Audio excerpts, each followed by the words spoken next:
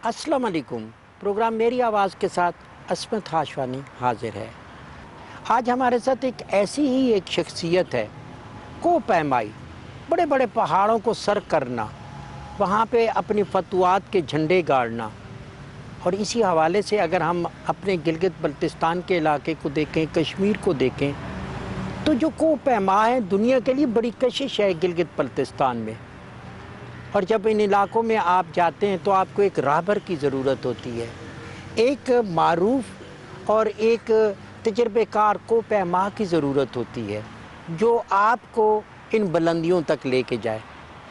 नज़ीर साबर एक ऐसा ही नाम, एक बड़ा नाम जो को पैमाई के हवाले से पूरी दुनिया में पहचाना जाता है। आज हमारे मेहमान हैं, बहुत शुक्रिया, बहुत मेहरबानी। Thank you. नज़ीर साबिर साहब, ये जो हम गिलगित बल्तिस्तान की बात करते हैं, वहाँ पे हमने देखा K2 दुनिया की दूसरी बड़ी पहाड़ी है। जी जी, बहुत ज़्यादा लोग वहाँ पे आते हैं, माउंट एवरेस्ट के साथ साथ दूसरी दुनिया, लेकिन यहाँ पे 11 बड़ी चोटियाँ भी हैं। कुछ बताएंगे उनकी तफसील हमें? जी कराकोरम हिमालय के अंदर का एक ब्रांच है जो ईस्ट से वेस्ट को एक्सटेंड हो रहा है, लेकिन कराकोरम यंग है और इसलिए अभी राइज़ कर रहा है दूसरे पहाड़ों के मुकाबले में, इसलिए ज़्यादा स्टीप है।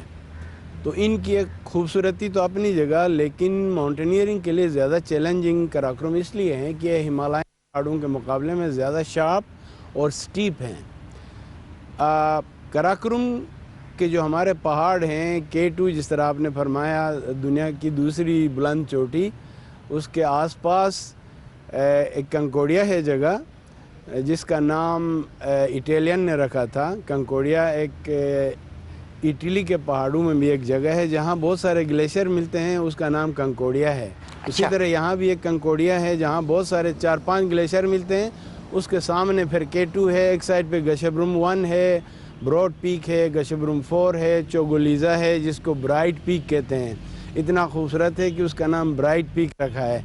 ब्रिटिश एक्सप्लोरर्स ने ये बहुत सारे नाम रखे हुए हैं। तो K2 पे आते हैं। अभी K2 दुनिया की दूसरी बुलंद चोटी ज़रूर है, लेकिन खूबसूरती के लिहाज से मैं खुशकिस्मत हूँ, काफ़ी पहाड़ों में फिरता रहा हूँ। आपको पता है एवरेस्ट भी, I was the first Pakistani to climb Everest, और बहुत सारे इवन अमेरिका में मैंने पहाड़ देखे हैं। लेकिन K2 की अपनी खूबसूरती है, चूँकि वो एक पिरामिड है रॉक का, बिल्कुल तराशा हुआ।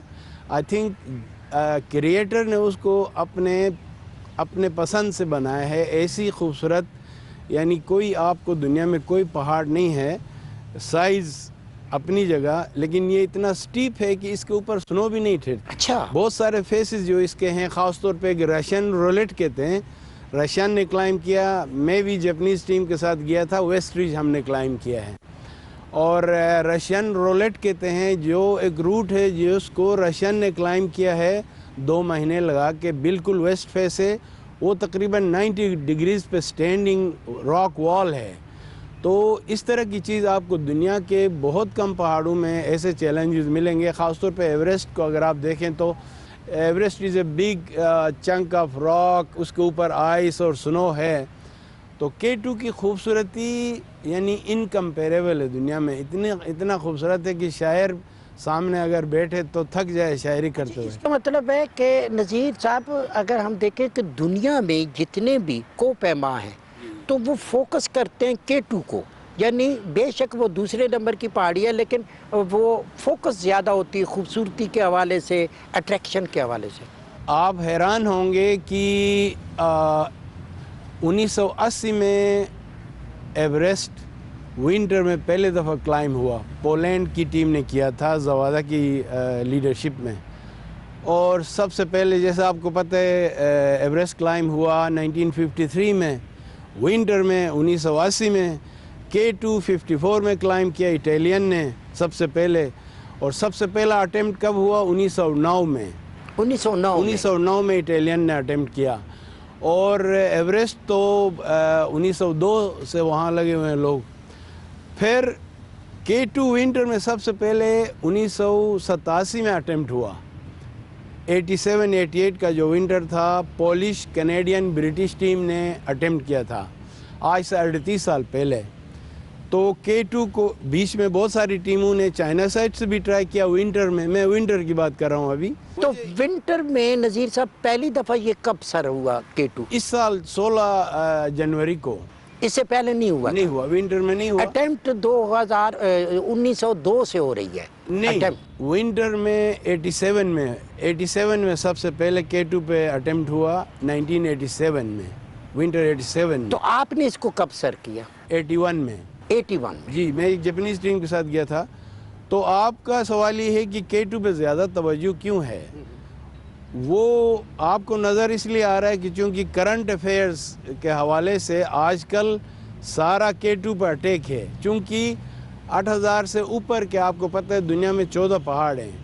K2 واحد ماؤنٹین تھا جس پہ اتنے اٹیمپٹس کے باوجود K2 پہ کامیابی نہیں ہوئی تھی ونٹر میں. اس لیے سارے لوگ ادھر آئے ہوئے ہیں. باقی سارے پہاڑ کلائم کیے ہیں. جس طرح عرض کیا میں نے 1980 میں ان 7 پہاڑوں کے بارے میں K2 کے ساتھ جو باقی 7 پہاڑ ہیں جو اٹیمپٹ میں وہ سر ہوئے وہ کن کن ممالک میں ہیں؟ کچھ ان کی تھوڑی سی تفصیل اگر ہو جائے. 14 جو پہاڑ ہیں دنیا میں، 8000 سے اوپر کے پہاڑ 14 ہیں. 14 ہیں. ان میں سے 8 نیپال میں ہیں اور 5 ہمارے پاس ہیں. ٹھیک ہو گیا، تو یہ 13 ہو گئے. 14واں پہاڑ ہے شیشا پنگما جو کہ چائنا میں ہے. جب ہم اپنے ان علاقوں کی طرف دیکھتے ہیں، خوبصورتی کو دیکھتے ہیں، اللہ تعالیٰ نے ہمیں اس کے لیے ایک خوبصورت خطہ گلگت بلتستان میں دیا ہے. دنیا پوری آتی ہے. ریسنٹلی آپ نے دیکھا کہ علی ست پارا کا اور ان کے ساتھ 2 اور کو پیماؤں کا واقعہ ہوا ہے. اس سے پہلے بھی ہوتے رہے. جی آپ سمجھتے ہیں کہ ہم نے ٹورزم کو پروموٹ کرنا ہے تو ہم نے مزید کیا بہتری کرنی ہوگی کہ اس طرح کے حادثات پہ بھی ہم قابو پا سکیں؟ آپ کو پتہ ہے آئل سے بھی آگے نکلنے لگا ہے ٹورزم کا انڈسٹری. آئل دنیا کا ٹاپ کا انڈسٹری ہے، اس کے بعد آئل ہے، ٹورزم ہے. لیکن کچھ سالوں میں وہ آگے نکلے گا، آئل ویلز خالی ہو جائیں گی، ٹورزم ٹیک اوور کرے گا. لیکن پاکستان کی جہاں تک بات ہے، پاکستان کا جو اس ٹورزم کے ورلڈ کے کیک سے ہمارا جو حصہ بنتا ہے اس کا آج تک 2% بھی ریئلائز نہیں کیا ہے. اور 2% بھی جو ہمارا حصہ بنتا ہے، حصہ سے مطلب ہمارا حصہ کتنا بنتا ہے؟ اگر آپ اس کو اسیس کریں تو ہمارا حصہ اس کیک میں بہت زیادہ بنتا ہے. دیکھیں نا، حصہ اس لیے بنتا ہے، میں دنیا کے 62 ملکوں میں گیا ہوں، آئی ایم ویری لکی. لیکن سمندر سے لے کے سطح سمندر سے لے کے صحرا، آپ کی 4-5 ہزار سال ہسٹری دنیا کے کسی اور ملک میں نہیں. پھر آگے آ جائیں یہ پلینز، پھر ڈیزرٹ ہیں بیچ میں، پھر آگے یہ گرین بیلٹ ہے آپ کا مرغلہ سے شروع ہو کے تقریباً 100 کلومیٹر آگے یہ اکراس انڈیا اور افغانستان کے بارڈر تک یہ گرین بیلٹ ہے بیچ میں. اس سے آگے پہاڑ ہی پہاڑ، سارا وائٹ. ایسا پروڈکٹ آپ کو دنیا میں کسی ملک میں نہیں ملے گا. جب سے یہ حکومت آئی ہے ہم نے وزیر اعظم عمران خان صاحب کو سپیچز کرتے دیکھا، ان شمالی علاقہ جات کی طرف جاتے دیکھا، اس کی پروموشن کے لیے انتھک کام کرتے دیکھا. تو آپ ہوپ فلی یہ دیکھتے ہیں کہ موجودہ حکومت میں اس کیک میں ہمارا حصہ بڑھ جائے گا اور وہ جو ماضی میں کوتاہیاں تھیں یا کمی تھی اس پہ قابو پا لیا جائے گا؟ پالیسی لیول پہ میں again I am very grateful personally. Imran Khan کا ویژن اپنی جگہ تمام سبجیکٹس پہ ویژن رکھتا ہے. وہ اتنا ہائیلی ایجوکیٹڈ پرائم منسٹر ہمیں ملا ہے. یہ الگ بات ہے کہ ایز اے اسپورٹس مین ان کا میں زیادہ وہ کرتا ہوں، قدر کرتا ہوں. لیکن بات یہ ہے کہ ٹورزم پہ ان کا ویژن کی کوئی کمپیریزن نہیں ہے. بٹ انفارچونیٹلی پالیسی لیول پہ بہت کام کیا. اب ویزا پالیسی دیکھیں، اتنا آسان بنا دیا انہوں نے. لیکن وہ بہت سارے اور پالیسیز بنانے ہیں جس کے لیے میں پہلے منسٹری کے خلاف تھا، لیکن ابھی ہمیں منسٹری کی ضرورت ہے. عمران خان نے بہت کچھ کیا ہے ابھی تک پالیسی لیول پہ، لیکن قسمت نے ساتھ اس لیے نہیں دیا، کرونا آ گیا. اگر کرونا نہیں ہوتا تو پچھلے سال 9/11 کے بعد 2019 9/11 سے پہلے سے بھی بہتر رہا ہے. فارن ٹورزم کی بات کر رہا ہوں میں، ڈومیسٹک کی بات ہی نہیں کر رہا ہوں. اتنے لوگ آئے ہیں 2019 میں، 2020 میں اس سے 10-15 گنا زیادہ آنے تھے، 21 میں 50% اور آنے تھے. باہر کے ٹورسٹ چونکہ آپ کو پتہ ہے پوری بین الاقوامی لیول پہ پاکستان کو تو ہمیں کرونا کرونا نے زیادہ متاثر کیا، انوائرمنٹ نے زیادہ متاثر کیا، بیرون دنیا سے آنے والے لوگوں نے متاثر کیا، تو بیڑا غرق کر دیا نا، اس میں کوئی شک نہیں ہے۔ ہم نے اگر آج کے دور میں دیکھنا ہے، ترقی کو آگے بڑھانا ہے، ٹورزم کی پروموشن کے لیے کام کرنا ہے، تو جس طرح آپ جیسے لوگ ہیں، آپ نے 40 سال دیے اس فیلڈ کو، تقریباً 40 سال بنتے ہیں، آپ کو حکومت پاکستان نے بھی تسلیم کیا، آپ کو ایوارڈ ملے، آپ کو کب کب ایوارڈ ملے؟ کیا مجھے اپنی توقعات سے کہیں زیادہ قوم نے محبت دی ہے اور نوازا ہے۔ میں I am a very happy man as a Pakistani with my own people and my own country. توقعات سے کہیں زیادہ میں نے جو کچھ کیا اس سے کہیں زیادہ مجھے آنر دیا ہے، میں انتہائی شکر گزار ہوں۔ میں کبھی نہیں بھولوں گا، ایوریسٹ سے واپس آیا تو ہر چلنے والی گاڑی سے کوئی بچہ ہاتھ ہلاتا تھا۔ مجھے آنر کیا تھا 1982 میں، جب گشبرم 2 اور براڈ پیک ہم نے، میں، کرنل شیر خان اور میسنر، ہم 3 لوگوں نے ایک ہی 2 ہفتے کے اندر دونوں پہاڑ کلائم کیے۔ اس کا مطلب ہے ایک ہی گو میں، ایک ہی ایکسپیڈیشن پہ 11 دن کے اندر ہم نے کیا تھا دونوں پہاڑ۔ اس کے بعد پرائڈ آف پرفارمنس ملا۔ پھر مجھے Everest, I was the first Pakistani to get up Everest, I was lucky to reach the summit. اس کے بعد مجھے ستارہ امتیاز سے نوازا۔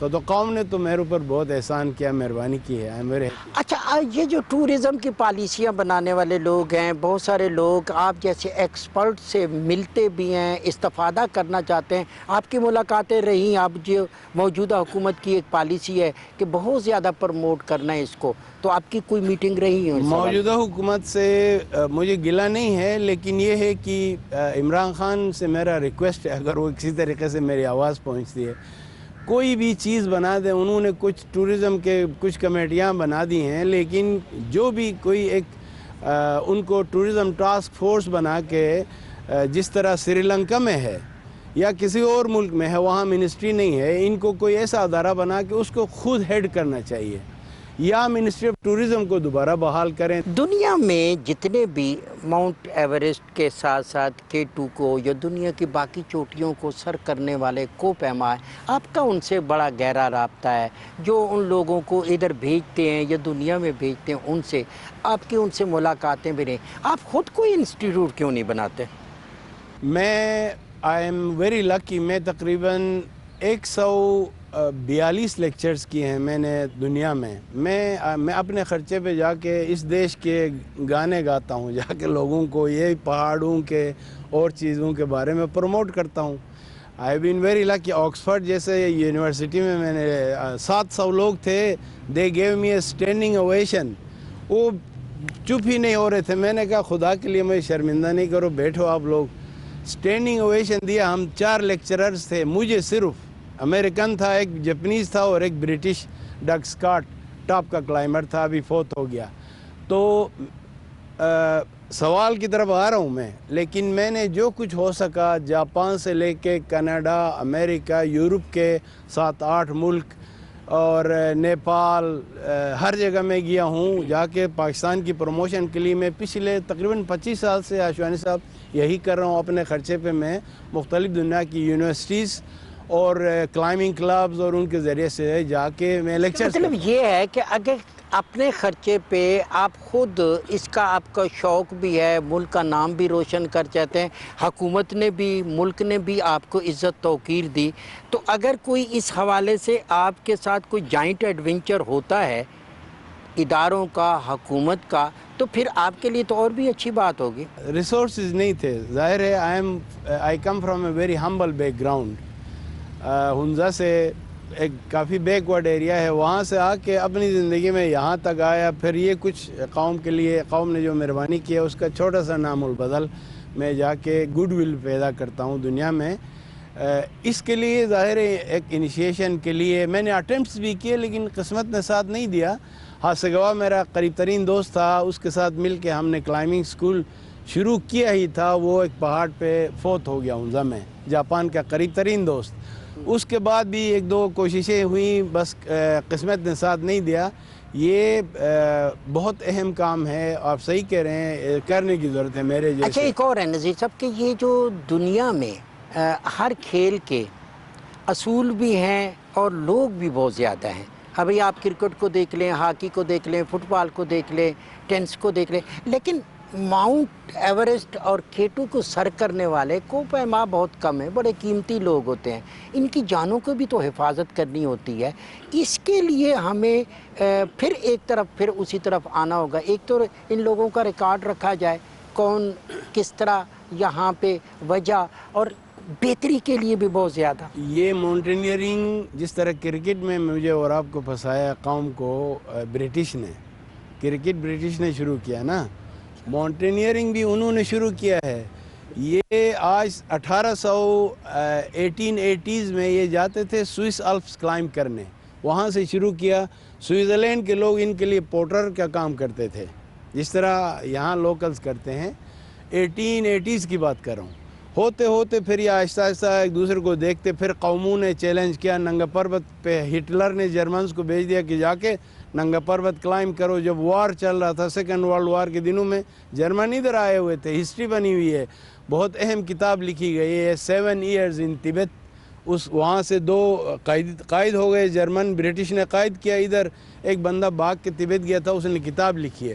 تو کہنے کا مطلب یہ ہے کہ پوری دنیا میں یہ باقاعدہ انسٹیٹیوشنلائز ہو گیا، انسٹیٹیوٹ بنے، یونیورسٹیوں نے کلب بنائے، ٹریننگ ہوئی.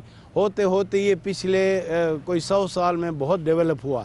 دنیا کی سب سے پرانا الپائن کلب ہے برٹش الپائن کلب، جس نے مجھے آنر دیا ہے، آنرری ممبرشپ دیا ہے. امریکن الپائن کلب ہے، اس کے بعد 107 سال پرانا ہے امریکن، انہوں نے آنرری ممبرشپ دیا ہے. پولش ماؤنٹینئرنگ ایسوسیشن نے آنرشپ دیا. تو انہوں نے پہلے قوم بیچتے تھے، K2 چڑھو، ایوریسٹ چڑھو، یہ وہ مقابلہ ہوتا تھا. ہوتے ہوتے پھر یونیورسٹیز اور پرائیویٹ کلبز، تو لوگ وہاں تک گئے ہیں. میں آپ کو دیکھ رہا ہوں، بہت مدت سے دیکھ رہا ہوں، آپ کے کام کو دیکھ رہا ہوں. آپ کو اگر میں ایک شخصیت کی بجائے کہ انسٹیٹیوشن کہوں تو یہ بے جا نہ ہوگا. جتنی کتابیں لکھی گئیں، جس پہ جتنی اٹیمپٹ ہوئیں، کیونکہ یہ سب ہسٹری کا حوالہ ہے، ہسٹری کی امانت ہے. تو آپ جیسے لوگ جب کتاب اس پہ نہیں لکھیں گے، جب آپ انسٹیٹیوشن نہیں بنائیں گے، جب اس ریکارڈ کو سیف نہیں رکھیں گے، تو یہ تو ضائع ہو جائے گا. آپ لوگوں کو مل کے ایسا کام کرنا ہوگا تاریخ کے لیے. بس کوشش آج کل جاری ہے اسی طرف جس طرف آپ نے اشارہ کیا. آپ بہت ایک کین آبزرور ہیں، مجھے پتہ ہے. صرف ماؤنٹینئرنگ کا نہیں، آپ you are a very curious soul. پہاڑ چڑھتے چڑھتے پھر میں سیاست میں بھی میں آیا ہنزا میں، آپ کو پتہ ہے 5 سال میں وہاں نمائندہ رہا ہوں ہنزا کا. 5 سال ادھر ضائع ہو گئے، پھر آ کے ادھر الپائن کلب کو چلانے کی کوشش کی. اس مٹی کا احسان ہے میرے اوپر، خاص طور پہ بلتستان کے پہاڑوں میں میں نے نام پیدا کیا. ہنزا میں ضرور پیدا ہو گیا ہوں، ہنزا میں نے کوئی پہاڑ نہیں چڑھا ہے. سارے پہاڑ بلتستان کی خاک کی مہربانی سے میں یہاں تک آیا ہوں. شاگرد بنایا آپ نے، پاکستان نے اتنا محبت دیا تو میرا فرض ہے کہ میں شاگرد بنائے اپنے بچوں کو جو آپ کی فیلڈ میں. آپ کوئی آیا آپ کا بچہ؟ بہت سارے لوگ، ایون یہ علی ستپارہ، حسن ستپارہ. میں اپنے بریڈ اینڈ بٹر کے لیے ٹورزم کمپنی چلا رہا ہوں پچھلے تقریباً 30 سال سے. تو اس کمپنی کے ذریعے یہ بہت سارے یو نیم اٹ، رجب شاہ سے لے کے جو ہنزا کا پہلا تھا جس نے یہ 5 ہمارے بڑے پہاڑ سب سے پہلے پاکستانی ہے جس نے کلائم کیے. کس نے؟ رجب شاہ. علی ستپارہ کے بارے میں کیا کہیں گے، اس کے لیے کوئی لفظ؟ علی ستپارہ واز اے ونڈرفل سول. بہت مزے کا آدمی تھا. ہی واز سو فنی. ہر دل عزیز تھا وہ، اور کلائمبر تو تھا ہی وہ اچھا، لیکن بہت ہی مزے کا آدمی تھا. انتہائی دکھ ہوا ہے. میں چاہوں گا کہ کوئی ایک اچھا سا میسیج اس حوالے سے آپ کا ہو جائے جو آپ کی فیلڈ ہے. بس یہی گزارش ہے میں اپنے قوم سے. میں یہی انتہائی خوشی ہے مجھے کہ بہت سارے لوگ اس طرف روانہ ہیں، نارتھ کی طرف، پہاڑوں کی طرف. سوات کا بیڑا غرق کر دیا ہے. انوائرمنٹ کی اویئرنیس نہیں ہے میری قوم میں. پھر وہی بات آتی ہے کہ کوئی انسٹیٹیوشن نہیں ہے، ان کو تربیت کون دے؟ تو مائیں تربیت دیں، جا کے انوائرمنٹ کو ذرا صاف رکھیں. بے شک ضرور جائیں نارتھ میں. میں ہنزا سے میرا تعلق ہے. ہنزا کا بیڑا غرق ہوا وہ سوات بننے والا ہے. جس طریقے سے فلو ہے ڈومیسٹک ٹورزم کا، بہت کیئرلیس ہیں لوگ، ہر چیز جہاں مرضی پھینک کے آتے ہیں، چلے جاتے ہیں، وہاں سے پھر بوائے اسکاؤٹس اور گرلز گائیڈز اکٹھے ہو کے ہر سال صفائی کرتے ہیں۔ لیکن خدا کے لیے وہ ہمارے فیوچر جنریشنز کے لیے ٹریجر ہیں، یہ ان کی حفاظت کرنا ہر پاکستانی کا فرض ہے۔ تو میں سلام اور دعائیں اور محبتیں پیش کرتا ہوں اپنی طرف سے۔ قوم نے بہت محبت دی ہے جس کا میں انتہائی شکر گزار ہوں۔ میرے خیال میں یہی میں عرض کروں گا۔ بہت شکریہ، بہت مہربانی۔ ناظرین، آپ کی اس توجہ کا بہت شکریہ۔ آپ نے اس پروگرام کو دیکھا۔ بیسیکلی ہمارا مقصد کیا ہے؟ ہم زندگی کی ہر فیلڈ کی طرف جانا چاہتے ہیں کیونکہ وہ آپ سے وابستہ ہے۔